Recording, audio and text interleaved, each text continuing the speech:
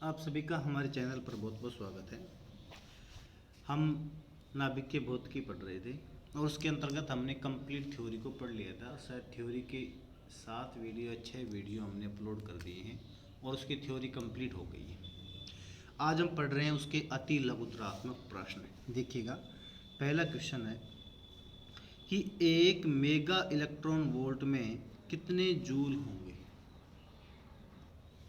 देखिएगा कि एक मेगा इलेक्ट्रॉन वोल्ट बराबर, मेगा की जगह लिख दिया मैंने 10 की पावर 6, एक की जगह 1 लिख दिया। मेगा का मतलब होता है 10 की पावर 6 और जो एक इलेक्ट्रॉन वोल्ट होता है वो वास्तव में 1.6 गुणा 10 की पावर -19 जूल के बराबर होता है। तो ये वैल्यू मैंने इसमें रख दी। सोल्व किया तो 1.6 का 1.6, 10 की पावर माइनस का 19, 10 की पावर प्लस का 6, तो ये हो गया 10 की पावर माइनस का 13 जूल। सेकंड क्वेश्चन देखिए, नाभिक की द्रव्यमान क्षति से क्या अभिप्राय है। क्या अभिप्राय है वो समझो पहले आप इसको, कि जो नाभिक जो है, न्यूक्लियस जो है, उसकी द्रव्यमान क्षति से क्या अभिप्राय है। हालांकि ये हम थ्योरी में कंप्लीट कर चुके थे। एक बार यहाँ फिर देख लेते हैं कि अगर आपको वो ज़्यादा अच्छा लग रहा है जो आपने थ्योरी में पढ़ा था डेफिनेशन, तो वो उतार लीजिए। ये समझ में आ रही है तो ये उतार लीजिए, दोनों ही सही है। देखो, नाभिक के संभावित द्रव्यमान तथा वास्तविक द्रव्यमान में अंतर को द्रव्यमान क्षति कहते हैं। इसे डेल्टा एम से व्यक्त करते हैं। क्लियर। संभावित द्रव्यमान का मतलब क्या होता है कि नाभिक में जो न्यूक्लियन है, या यूं कहूँ प्रोटॉन और जो न्यूट्रॉन है, उनके द्रव्यमानों का टोटल वो उसका संभावित द्रव्यमान होगा। और वास्तविक द्रव्यमान क्या है, जो नाभिक का वास्तविक द्रव्यमान है उसकी बात कर रहे हैं। तो ये वास्तव में उसका स्वाभाविक या संभावित द्रव्यमान है और एम उसका क्या है, वास्तविक द्रव्यमान है। तो delta M is equal to Z M P plus A minus का जेड एम एन माइनस का स्मॉल एम, जहाँ जेड क्या है, प्रोटॉन की संख्या है, ए क्या है, द्रव्यमान संख्या है, और ए माइनस जेड क्या है, न्यूट्रॉन की संख्या है। आगे बात करते हैं क्वेश्चन नंबर 3 में हम, आइंस्टीन का द्रव्यमान ऊर्जा संबंध क्या है। देखिए, आइंस्टीन का द्रव्यमान ऊर्जा संबंध E बराबर mc² होता है। आप जानते हो कि आइंस्टीन ने ये कहा था कि आइंस्टीन के अनुसार द्रव्यमान तथा ऊर्जा परस्पर संबंधित होती हैं। अर्थात द्रव्यमान जो है और ऊर्जा जो है उसको कन्वर्ट किया जा सकता है।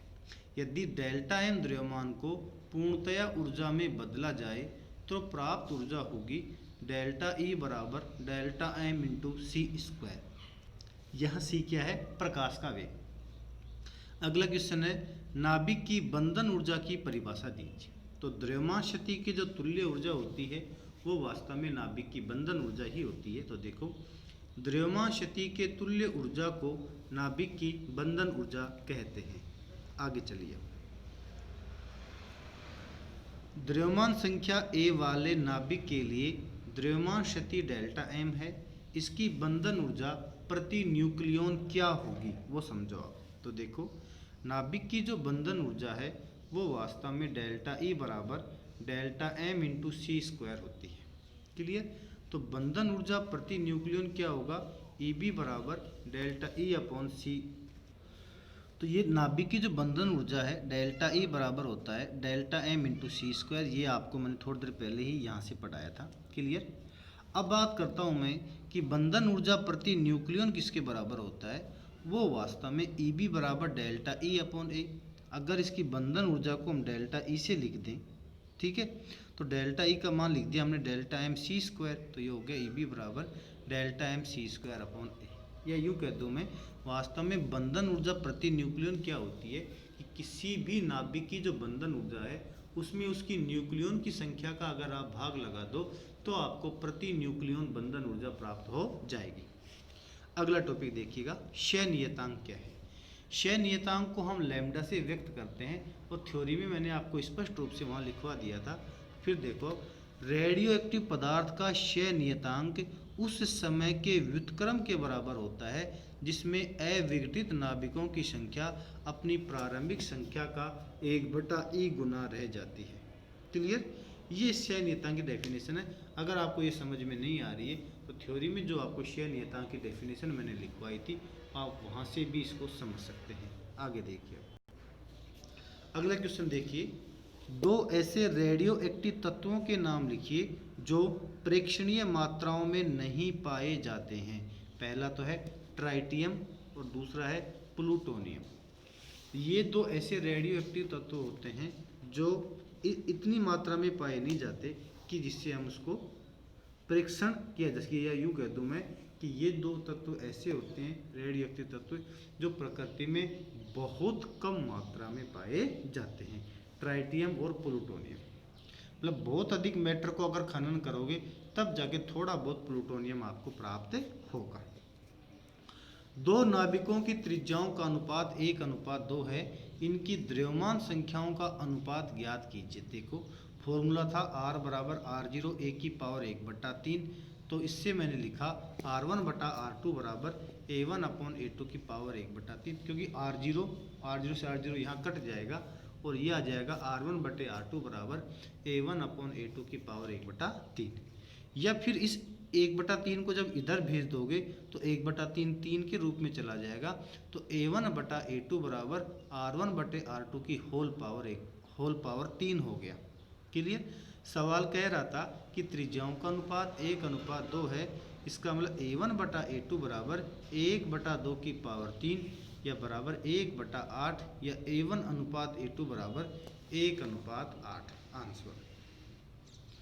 अगला क्वेश्चन देखिए, अब द्रव्यमान के एक परमाणु द्रव्यमान मात्रक AMU की तुल्य ऊर्जा का मान मेगा इलेक्ट्रॉन वोल्ट में कितना होगा। मतलब एक AMU के तुल्य ऊर्जा को आप मेगा इलेक्ट्रॉन वोल्ट में लिखो तो ये थ्योरी में आपको पढ़ा दिया था मैंने कि एक AMU बराबर 931.5 मेगा इलेक्ट्रॉन वोल्ट होता है।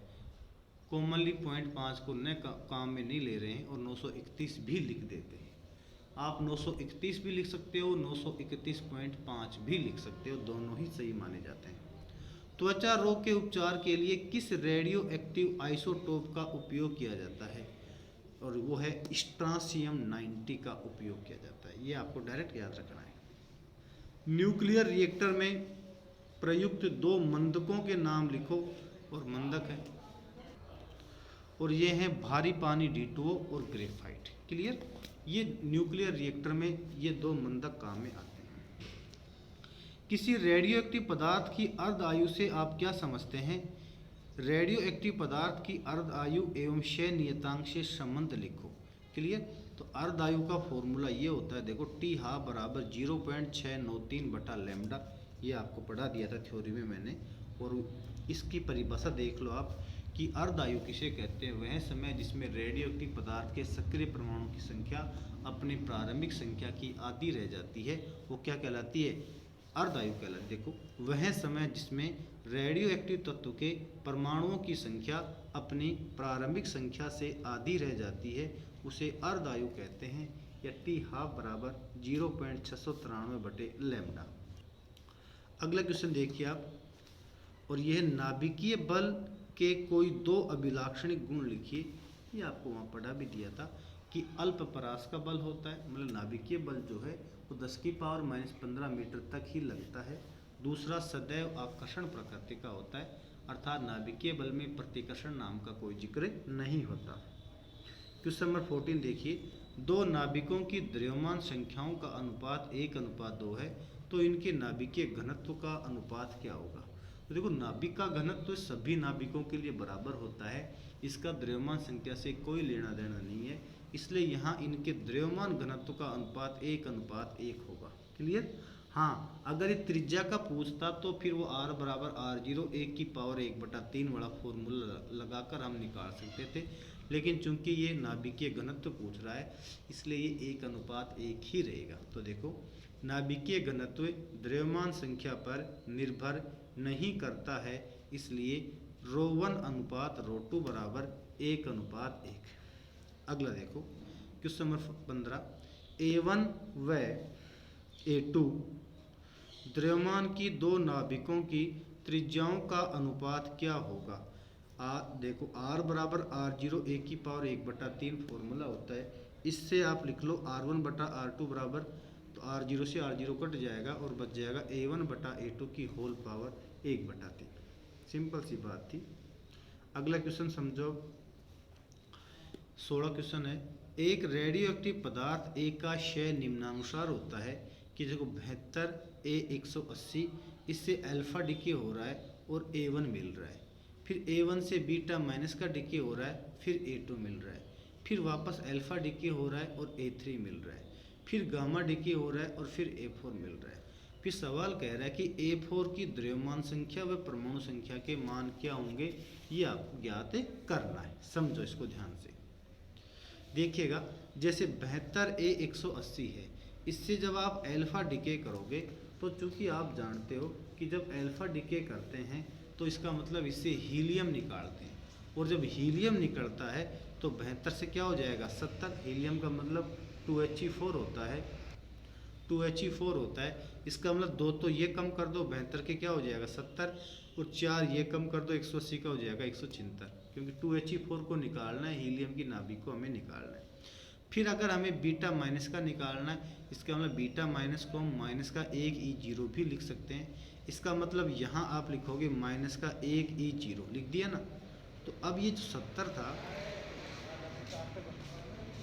ये जो 70 था, तो अब 70 से अपन माइनस का 1 यहाँ आ गया है, तो अब देखो यहाँ 71 आपको लिखना पड़ेगा। 71 माइनस 1 क्या बन जाता है 70, और यहाँ कोई फर्क ही नहीं है, 0 है, तो यहाँ 176 का 176 भी चल जाएगा।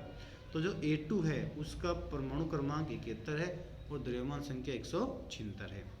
फिर इससे अल्फा डिके कर रहे हो आप वापस, तो इसका मतलब जो 71 A2 176 है, इससे फिर आपको 2He4 को निकालना है।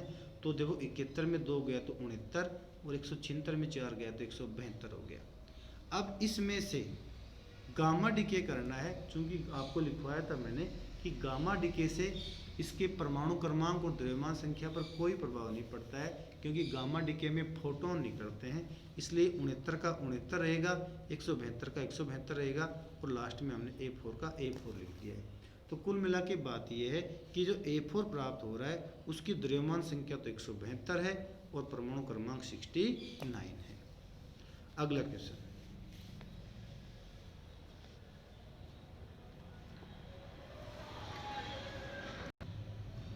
सत्रह क्वेश्चन है। नाभिकीय रिएक्टर में प्रयुक्त उस पदार्थ का नाम लिखो जिसमें न्यूट्रॉन की क्रिया दर नियंत्रित की जाती है।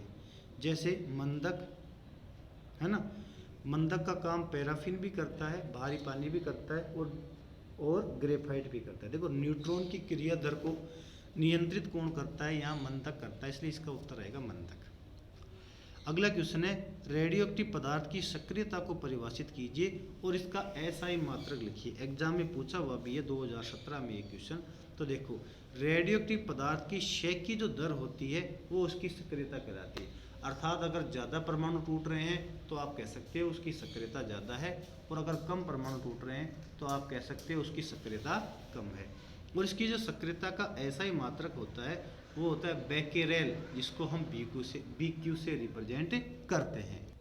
अगला क्वेश्चन देखिए, क्वेश्चन नंबर 19 है।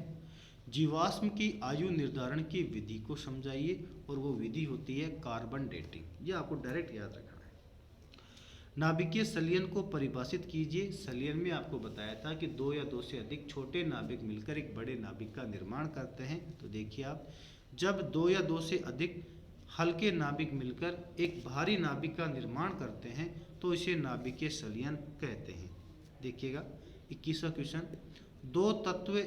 कोई तत्व A निम्न दो चरण प्रक्रियाओं द्वारा तत्व C में विघटित होता है। कैसे, देखो A है, A से 2He4 निकला और B बन गया, और B से 2 इलेक्ट्रॉन निकल गया और C बन गया।